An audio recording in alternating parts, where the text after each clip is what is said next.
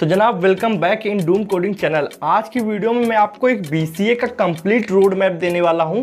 इसको देखने के बाद आपको पता चल जाएगा कि बीसीए की फीस कितनी होती है, एडमिशन का क्या प्रोसीजर होता है, कितने परसेंट मार्क्स मांगते हैं और मैथ्स वाले कर सकते हैं कि नहीं कर सकते हैं, और आपकी प्लेसमेंट कैसे मिलेगी, आपको एक अच्छी जॉब कैसे मिल सकती है, जॉब के अलावा अलग अलग क्या अपॉर्चुनिटीज़ आप ले सकते हो। सारी जानकारी आपको इस वीडियो में मिल जाएगी। प्लस मैं आपको कुछ ऐसे कॉलेज और यूनिवर्सिटीज़ भी बताने वाला हूँ जो बढ़िया से बढ़िया है। तो मैंने सारे शॉर्ट लिस्टेड करके इस वीडियो में डाल दिया है, प्लस नोट्स भी बना दिए हैं, वो डिस्क्रिप्शन में आपको लिंक मिल जाएगी। तो सारी जानकारी इस वीडियो में मिल जाएगी। चलिए अपनी वीडियो को स्टार्ट करते हैं बिना समय गवाए। तो वेलकम बैक जनाब, हम लोग आ चुके हैं अपनी मोबाइल स्क्रीन पे। चलिए अब आपको यहाँ पे मैं समझाता हूँ पीपीटी के माध्यम से कि आपका जो बीसीए कोर्स होता है उसमें फीस कितनी है, कैसे आप एडमिशन ले सकते हो, आपको प्लेसमेंट कैसे मिलेगी, कौन कौन सी स्किल्स आपको रिक्वायर करनी पड़ेंगी। ठीक है, तो सारी डिटेल आपको इससे पूरे यहाँ पे पीपीटी में आपको मिल जाएगी। तो मैं आपको डिटेल में हर चीज़ बताने वाला हूँ, बस आपको इस वीडियो को लास्ट तक देखना होगा।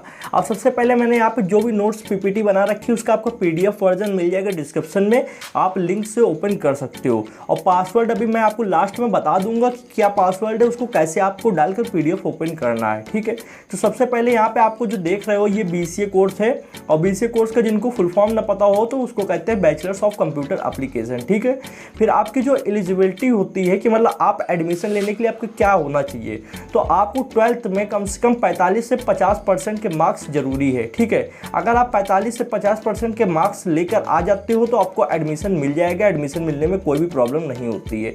अब कुछ कॉलेजेस जो होते हैं वो ये कहते हैं कि आपको मैथ्स होनी चाहिए, मतलब आप पीसीएम ले रखे हो, आपका जो 12th है वो आपका पीसीएम से होना चाहिए। ठीक है, और कुछ कॉलेज ये होते हैं वो ये नहीं कहते कि आपके पास मैथ्स हो या फिर आप कॉमर्स बैकग्राउंड से हो या बायोलॉजी बैकग्राउंड से हो, वो आपको एडमिशन दे देते हैं, क्योंकि वो कॉलेज इतनी मैथ पढ़ा देते हैं बीसीए के दौरान जो उसमें यूज़ होती है।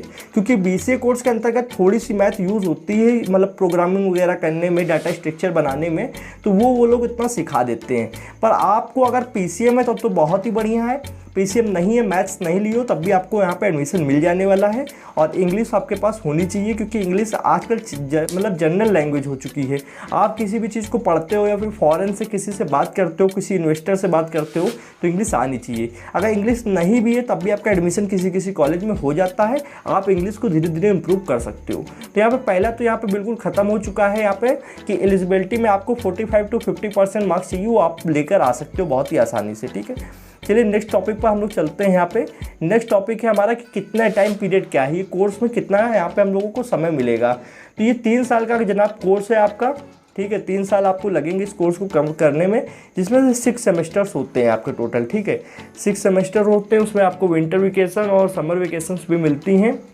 और इसमें पहले जो आपका सेमेस्टर होता है उसमें जनरल नॉर्मल चीज़ें सिखाई जाती है। फिर आपका जैसे जैसे सेमेस्टर बढ़ते जाते हैं वैसे वैसे आपको प्रोग्रामिंग लैंग्वेज सिखाई जाती है, डाटा स्ट्रक्चर एंड एल्गोरिथम सिखाया जाता है। प्लस आपको मैथ्स और इंग्लिश की भी कम्युनिकेशन स्किल्स भी फोकस किया जाता है। जो अच्छे कॉलेजेस होते हैं वो हर चीज़ लेकर चलते हैं। तो टाइम पीरियड है यहाँ पे 3 साल का, आप 3 साल के अंदर इस कोर्स को कर सकते हो। उसमें 6 सेमेस्टर्स होते हैं। ठीक है, अब यहाँ पे नेक्स्ट टॉपिक पे चलते हैं जनाब। नेक्स्ट टॉपिक है हमारे यहाँ पे फीस। अब बहुत से लोगों का डाउट होता है कि फीस यार कितनी होगी, बीटेक के बराबर है या बीटेक से कम है। तो वैसे तो देखें तो बीटेक से थोड़ी कम ही होती है। कोई कोई कॉलेज आपके 1.5 लाख रुपए से स्टार्ट करते हैं और 6 लाख तक का जाते हैं। ठीक है, अब ये डिपेंड करता है कि आप किस कॉलेज में एडमिशन ले रहे हो, उस कॉलेज की फैकल्टी कितनी अच्छी है। टियर 1, टियर 2, टियर 3 कॉलेज में अलग अलग तरीके से आपको एडमिशन मिलता है।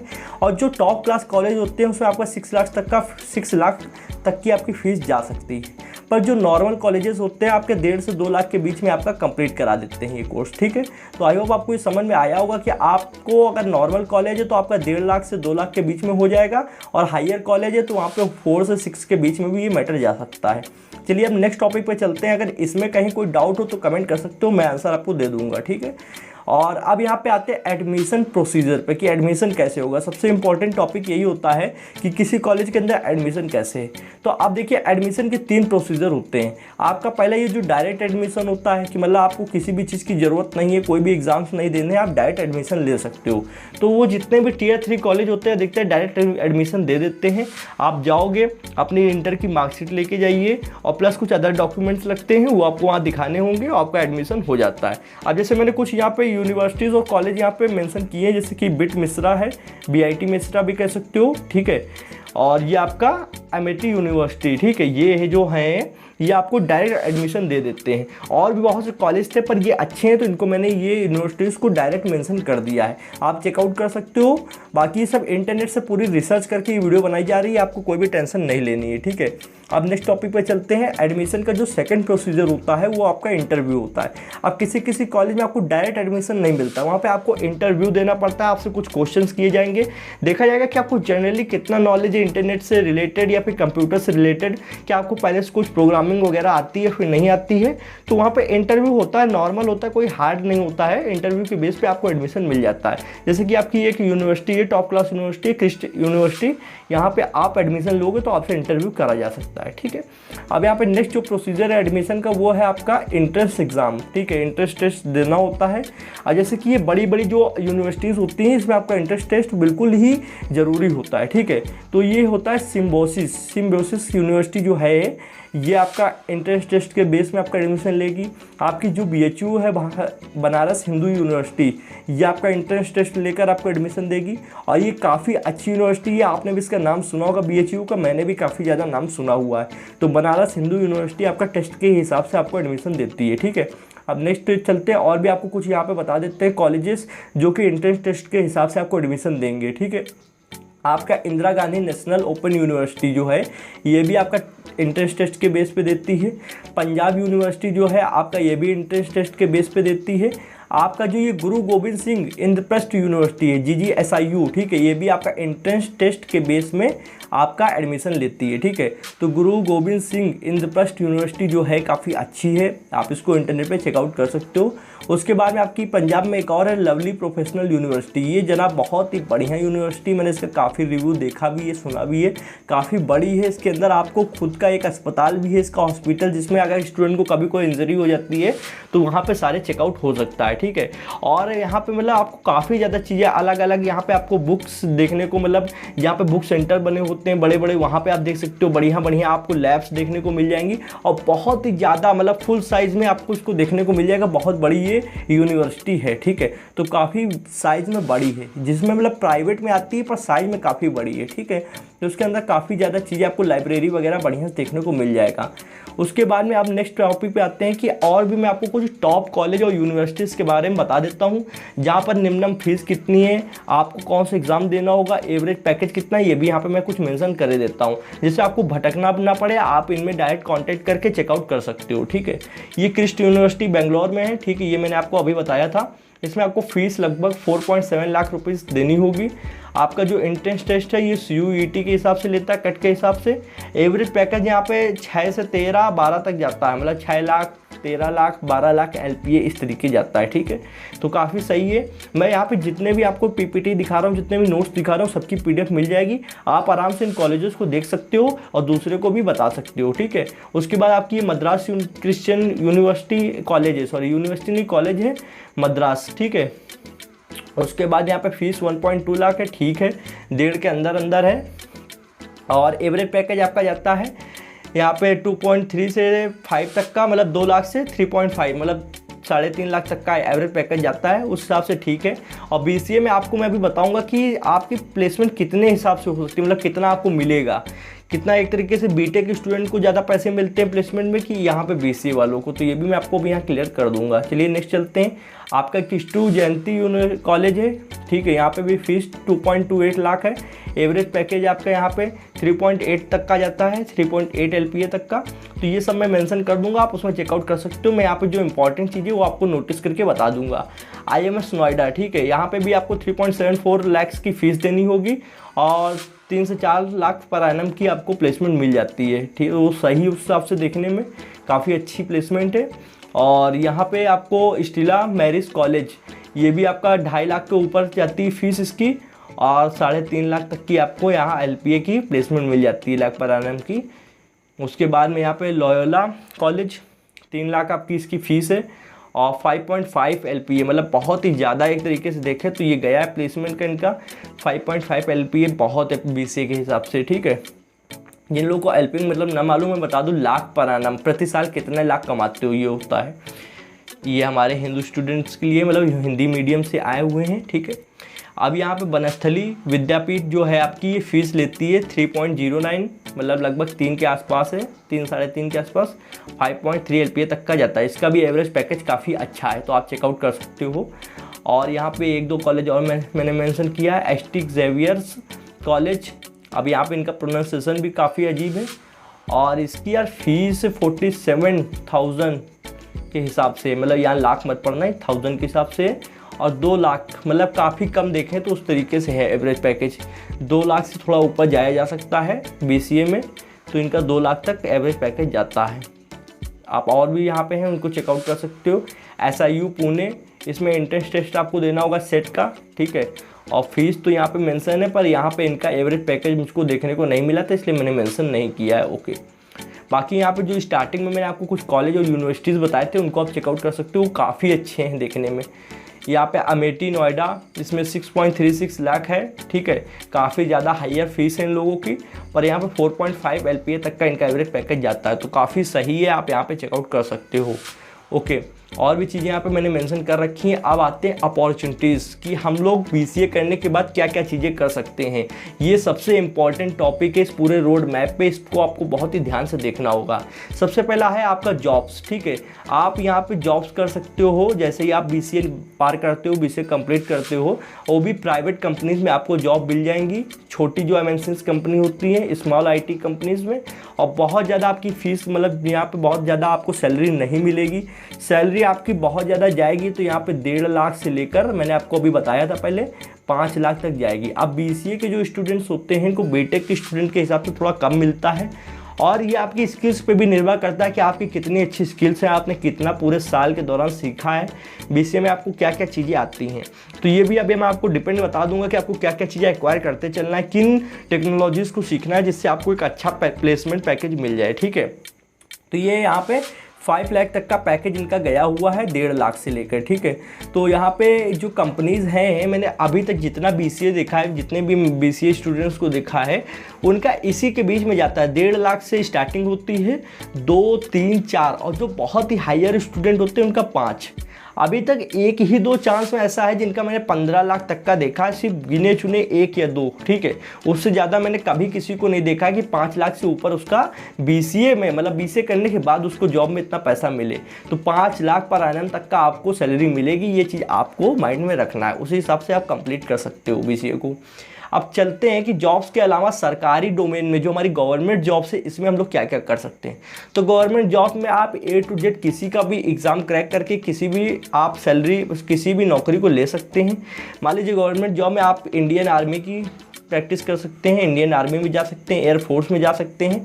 आप किसी भी नेशनल लेवल पे किसी भी एग्ज़ाम्स की तैयारी कर सकते हैं, किसी भी कॉम्पिटेटिव एग्ज़ाम की तैयारी कर सकते हैं। आपका UPSC हो गया, नेवी हो गया, आप किसी की भी तैयारी कर सकते हैं। मतलब गवर्नमेंट जॉब्स के लिए आपका पूरा खुल जाता है डोमेन। आपके पास एक डिग्री हो चुकी है, आप ग्रेजुएट हो चुके हो, उसके बाद आप तैयारी कर सकते हो यहाँ पर सरकारी डोमेन की, मतलब गवर्नमेंट जॉब्स की। तो यहाँ पर आप जितनी भी गवर्नमेंट जॉब्स जानते हो सब में आप जा सकते हो, ठीक है। उसके बाद में अब मैं आता हूँ नेक्स्ट टॉपिक पर। यहाँ नेक्स्ट है हमारा कि हम लोग BCA करने के बाद MCA भी कर सकते हैं।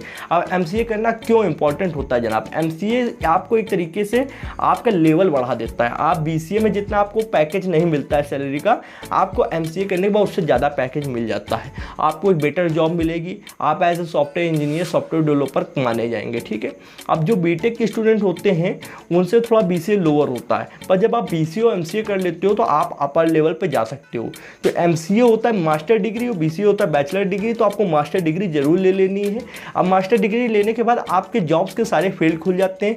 आप गूगल में, अमेजॉन में, फेसबुक में, माइक्रोसॉफ्ट में, किसी में भी आप डायरेक्ट जाकर वहाँ पे कैंपस में बैठ सकते हो, आप इंटर्नशिप कर सकते हो। वो आपके लिए काफ़ी ज़्यादा मायने रखता है, ठीक है। अब यहाँ पे MCA करना आपके लिए बहुत ज़्यादा ज़रूरी है। आपको MCA करने के लिए यहाँ पे एक एग्ज़ाम होता है NIMSET का, वो आप दे सकते हो। इस एग्ज़ाम को देने के बाद पे आपको कुछ गिनी चुनी यूनिवर्सिटीज़ होती है जहाँ पर आपको टॉप क्लास MCA की डिग्री मिल सकती है, वहाँ से आप MCA कर सकते हो। तो आपको ये एग्ज़ाम देना होगा, उसके बाद आपको बढ़िया से बढ़िया यूनिवर्सिटी से MCA क्रैक करना होगा। MCA कंप्लीट करने के बाद में आपको एक हायर पैकेज मिलेगा।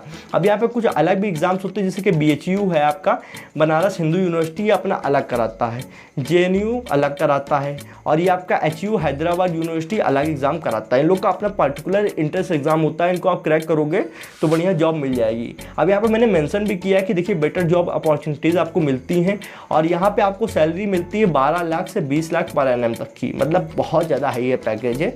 20 लाख पर एनम अच्छा माना जाता है और ये टॉप IITs NITs से जब आप कंप्लीट कर सकते हो और आपको ये मतलब एक तरीके से 12 लाख 20 लाख कम से कम बीटेक स्टूडेंट से भी ज़्यादा आपको मिल जाएगा, ठीक है। तो आपको MCA करना चाहिए, जैसे आपके यहाँ पे जो पैकेज है उसमें इजाफा होगा। कहाँ आपको 5 लाख पर एनम मिल रहा था उसमें, मतलब 5 LPA तक ही आप जा पा रहे थे और यहाँ पे आपको 20 LPA तक का चांस मिल रहा है। तो आप ये समझ सकते हो कितना अंतर है दोनों के बीच में। तो मेरी मानिए तो BCA के बाद MCA जरूर करा करिए। मैंने अभी तक जितने लोगों से सलाह ली है वो MCA को जरूर करने के लिए कहते हैं। उसके बाद आप MBA भी कर सकते हो। देखिए अगर आपका यहाँ पे बिजनेस से रिलेटेड कोई माइंड है कि यार मुझे आगे चल के बिजनेस करना है या फिर बिजनेस सीखना है, तो MBA आपके लिए एक बढ़िया प्रेफरेंस रहेगी, ठीक है। आप उसको लिए क्या एग्ज़ाम कर सकते हो, एग्ज़ाम्स होता है आपका कैट का एग्ज़ाम, GMAT का एग्ज़ाम। ये दोनों एग्ज़ाम्स देकर आप एक अच्छी जगह से MBA कर सकते हो और MBA करने के बाद भी आपकी सैलरी उतनी ही रहेगी जितनी MCA की है, ठीक है। यहाँ पर जितनी MCA की 20 LPA तक जाएगी उसी के आसपास MBA की भी जाएगी। ओके, तो आपको ये चीज़ क्लियर हो गई कि आप एक बार BCA करने के बाद कोई भी मास्टर डिग्री कर सकते हो MBA MCA की, ठीक है। उसके बाद नेक्स्ट टॉपिक पे आते हैं, ये काफ़ी लास्ट टॉपिक है, फ्रीलांसिंग। अब आजकल अधिकतर लोग फ्रीलांसिंग से कमा रहे हैं, ये भी कम अपॉर्चुनिटी नहीं है। मतलब आप एक तरीके से फ्रीलांसिंग को बहुत से लोग कम समझते हैं, तो मैं सच बताऊं आजकल भारत के अंदर बहुत ज़्यादा लोग फ्रीलांसिंग से कमा रहे हैं। कुछ लोगों को फ्रीलांसिंग नहीं पता होगा तो मैं बता दूं, फ्रीलांसिंग एक ऐसी सर्विस होती है जहाँ पर आप अपने घर में बैठ जाते हो, आपके पास एक लैपटॉप होता है या कंप्यूटर होता है, उसके जरिए आप इंटरनेट से लोगों से कनेक्ट होते हो। कुछ वेबसाइट्स होती हैं जैसे कि फाइवर, अपवर्क, वहाँ पे अपना अकाउंट क्रिएट करते हो और लोग काम कराते हैं। जैसे कि किसी को मान लीजिए अपनी वेबसाइट बनवानी है तो वेब डेवलपमेंट के अंतर्गत आपको वेबसाइट बनाने के लिए एक टास्क मिलेगा, आपको घर से ही वेबसाइट बनाकर देनी है, उसके बदले वो आपको पैसे दे देगा। और कुछ लोग ऐप्स बनवाते हैं तो आप ऐप बनाकर दे सकते हो, UI UX पे काम कर सकते हो, मतलब यूज़र इंटरफेस और यूज़र एक्सपीरियंस पे, ठीक है। तो ये सब चीज़ें अगर आपने अच्छे से BCA में सीख रखी हैं तो आप फ्रीलांसिंग भी घर से कर सकते हो। फ्रीलांसिंग में आपका भी फायदा है कि आप कहीं को जाना नहीं होता, आप घर से ही सारे काम ऑपरेट कर सकते हो और जो सामने वाला शख्स जो आपसे काम करा रहा है उसको भी ये है कि उसको कोई आपको ऑफिस नहीं देना है, कहीं पे बुलाना नहीं काम करने के लिए, आपको बस उतना ही पैसे देने जितने का वो चीज़ आपसे बनवा रहा है या करवा रहा है, ठीक है। तो आप फ्रीलांसिंग में भी अपनी सर्विस योगदान दे सकते हो। उसके बाद नेक्स्ट टॉपिक पर चलते हैं। यहाँ पे आप बात कर लेते हैं स्किल्स की। अब सबसे ये इंपॉर्टेंट टॉपिक है, अगर आपने इस पर थोड़ा सा ध्यान दे लिया है, अब अपना पूरा कॉन्सेंट्रेट यहाँ पे ले आइए। स्किल्स में आपको क्या करना है, किन चीज़ों की तैयारी कर लें जिससे हमको एक हायर पैकेज मिले। अगर आपने अब मैं जो चीज़ों बताने जा रहा हूँ अगर इन पे आपने फोकस किया तो आपका ये जो 5 LPA तक का था ये 7 LPA तक का जा सकता है, मतलब 5 LPA से 7 LPA तक का आपको सैलरी जा सकती है। सबसे पहले आपको करना क्या है, आपको यहाँ पे जो स्किल्स है उस पर बहुत ज़्यादा ध्यान देना होगा, ठीक है। स्किल्स में क्या क्या चीज़ें ध्यान देनी मैं आपको भी बता देता हूँ। स्किल में सबसे पहले आपको ध्यान देना है कि आपको एक ऐसी लैंग्वेज सीखनी है जो कि ऑब्जेक्ट ओरिएंटेड प्रोग्रामिंग लैंग्वेज हो, ठीक है। अब इसमें 3 आती हैं। पहला आपका आता है ये C++, आप इसको सीख सकते हो। दूसरा आप जावा सीख सकते हो, ये प्लेसमेंट के लिए बहुत ही बढ़िया होता है। और तीसरे पे आप पाइथन सीख सकते हो। पाइथन एक आधुनिक लैंग्वेज मानी जाती है। इसमें क्या होता है कि आप कम कोड में ज़्यादा काम कर सकते हो।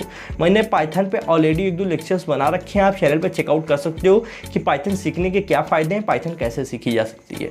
वैसे नंबर 1 पे आपको मैं C++ और जावा इसलिए प्रेफर कर रहा हूँ कि प्लेसमेंट के दौरान कंपनी जावा में ज़्यादा क्वेश्चन पूछती हैं और आप यहाँ पे अगर किसी तरीके से जावा में कॉम्पिटिटिव प्रोग्रामिंग करने लगे तो आपका लेवल और बढ़ जाता है और आप एक अच्छा पैकेज क्रैक कर पाते हो। तो जावा पे भी आपको ज़्यादा फोकस करना होगा, ठीक है।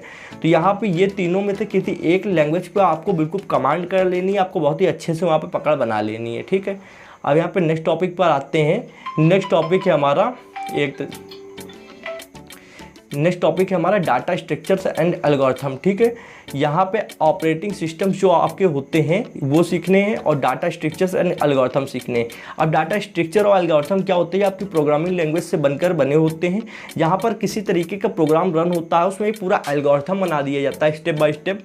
जब आप किसी प्रोग्रामिंग लैंग्वेज में स्टेप बाय स्टेप कोई कमांड लिख देते हो कि पहले ये होगा, फिर ये होगा, फिर ये चीज़ होगी, फिर वो चीज़ होगी, तो इस तरीके से पूरा एक एल्गोरिथम बन जाता है। इसे डाटा स्ट्रक्चर भी कहते हैं। अब ऑपरेटिंग सिस्टम के बारे में भी आपको नॉलेज रखनी है। कोई भी कंपनी ये सोचती है कि हमारा जो सॉफ्टवेयर इंजीनियर या सॉफ्टवेयर डेवलपर है उसको इतनी चीज़ें तो आनी ही चाहिए। तो ऑपरेटिंग सिस्टम के बारे में आपको पूरी नॉलेज रखनी है और आपको लिनक्स कमांड सिस्टम जो है ये आपको बहुत ध्यान से पढ़ना होगा। लिनक्स जो होता है ये आपको बहुत ही ध्यान से पढ़ना है, ठीक है। नेक्स्ट पे चलते हैं। नेक्स्ट पे हमारा है स्किल्स में सिस्टम डिज़ाइन आपको सीखनी होगी। DBMS मतलब डाटाबेस मैनेजमेंट सिस्टम, ठीक है, डाटाबेस मैनेजमेंट सिस्टम। और SQL पे भी आपको ध्यान देना होगा। डिस्ट्रीब्यूटेड सिस्टम एंड नेटवर्किंग में भी आपका ध्यान देना होगा। ये जो चीज़ें हैं ये आधुनिक टेक्नोलॉजी पे काम करती हैं। अगर ये चीज़ें आपको आती हैं तो आप एक अच्छी जॉब्स ले सकते हो और अपना पैकेज हायर पैकेज में ला सकते हो, ठीक है। और उसके बाद नेक्स्ट टॉपिक है हमारा यहाँ पे सिस्टम डिज़ाइन। और यहाँ पे हमारी वीडियो कंप्लीट हो चुकी है। मैंने आपको जितनी भी अभी चीज़ें बताई हैं वो सब चीज़ें आपको आती हैं। देखिए, सबसे पहले बात करते हैं कि कुछ चीज़ें आपको शायद नहीं आती होंगी। अभी BCA के दौरान आप सीख रहे होगे। अगर आप BCA कर रहे हो तो ये कुछ चीज़ें सीख रहे होगे, और अगर आप BCA करने जा रहे हो तो ये सब चीज़ें आपको सीखनी पड़ेंगी, ठीक है। तो आप क्या करिए, देखिए धीरे धीरे, जैसे पहला सेमेस्टर है तो आपको सबसे पहले एक प्रोग्रामिंग लैंग्वेज उठा लेनी है जो कि है आपकी C++ या जावा में से कोई एक उठा लो या फिर पाइथन उठा लो। मैं से कहूँगा कि C++ या जावा में से कोई एक उठा लो, और सबसे नंबर 1 पे तो मैं जावा को ही रखूँगा, ठीक है। जावा बहुत ही अच्छी लैंग्वेज है जिससे आपके एंड्रॉयड ऐप डेवलपमेंट और भी ज़्यादा सॉफ्टवेयर आप बना सकते हो। तो जावा आपको सीख लेनी है कुछ सेमेस्टर्स के अंदर, पहले दूसरे। उसके बाद में आपको जो बाकी चीज़ें मैंने बताई हैं इन पर आपको फोकस करनी, डाटा स्ट्रक्चर एंड एल्गोरिथम पे, ये भी बहुत ज़्यादा काम आते हैं। फिर ऑपरेटिंग सिस्टम सीखना है जिसमें आपको लिनक्स पे ज़्यादा ध्यान देना है, ठीक है। और उसके बाद में आपको मैंने यहाँ पे नेटवर्किंग वगैरह बताई, system design, database management system, distributed system and networking. ये चीज़ें धीरे धीरे सीखनी है। जिन लोगों को नहीं आती वो सीखते चलिए, जिनको आती बहुत अच्छी बात है। और अगर आपको प्रोग्रामिंग लैंग्वेज सीखनी है, चाहे कोई सी भी, आपको C++ हो सकती है, आपकी पाइथन हो सकती है, आपकी जावा हो सकती है, तो ये कोई भी आपको सीखनी है तो आपको इस चैनल को सब्सक्राइब कर लेना है, क्योंकि मैं यहाँ पे 1 by 1 स्टेप बाय स्टेप सारे कोर्सेज को अपलोड करने वाला हूँ। अभी हम लोग HTML सिखा रहे हैं, वेब डेवलपमेंट की तरफ चल रहे हैं। उसके बाद मैं बहुत जल्दी CSS का कोर्स अपलोड करूँगा, फिर जावास्क्रिप्ट का अपलोड करूँगा। उसके बाद मैं डिसाइड करने वाला हूँ कि मैं यहाँ पे C++ या जावा में से या फिर पाइथन में से कोई एक कोर्स अपलोड करूँगा जिसकी हायर डिमांड होगी। तो आपको इस चैनल पर बहुत ज़्यादा अच्छी अच्छी कोडिंग लैंग्वेज के ट्यूटोरियल्स मिल जाएंगे। आप हमारे चैनल को एक बार विजिट करके देख सकते हैं। अगर आपको नहीं पसंद आता तो कोई दिक्कत नहीं है, इससे आपका कोई भी पैसा नहीं लगना है, सिर्फ आपको नॉलेज मिलनी है। और मुझे भी आप थोड़ा सपोर्ट करोगे तो मैं भी आपको कुछ अच्छा कंटेंट लाकर दे पाऊंगा।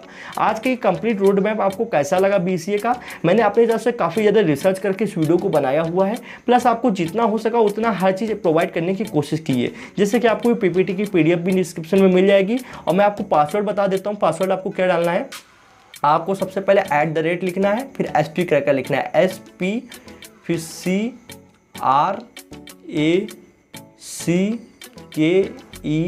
SP क्रैकर, फिर आपको @ ठीक है, @SP क्रैकर, SPCRACKER, फिर @ इतना डाल दोगे PDF के अंदर तो PDF खुल जाएगी। और आप हमारे HTML कोर्स को ज्वाइन कर सकते हैं। वहाँ पे भी आपको बाकायदा सारे नोट्स मैं प्रोवाइड करा देता हूँ। तो मैं अपनी तरफ से पूरी कोशिश करता हूँ कि आपको अच्छे से अच्छा कंटेंट मिल पाए। आज की वीडियो में बस इतना ही था जनाब। जाते जाते इस वीडियो को लाइक कर दीजिए, जिससे हमारा भी मोटिवेशन बढ़ता है। चैनल को कर लीजिए सब्सक्राइब, बेल आइकन को प्रेस, जिससे आने वाली इंटरेस्टिंग कोडिंग वीडियोस की नोटिफिकेशन आप लोग को मिल जाएगी। आज की वीडियो में बस इतना ही था। Thanks for watching friends. जय हिंद, जय भारत।